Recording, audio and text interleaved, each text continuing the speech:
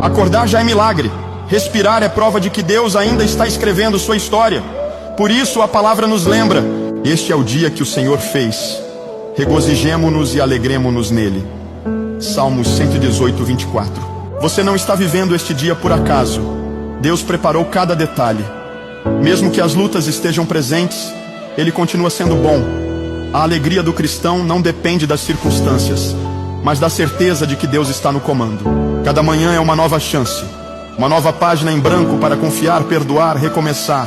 Talvez você tenha acordado cansado, preocupado, desanimado, mas Deus te convida hoje a olhar para o alto e dizer: Senhor, obrigado por mais um dia. Não desperdice este dia com medo ou reclamações. Viva com gratidão. Alegre-se mesmo em meio à batalha.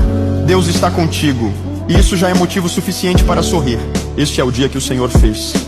Viva, confie e se alegre nele.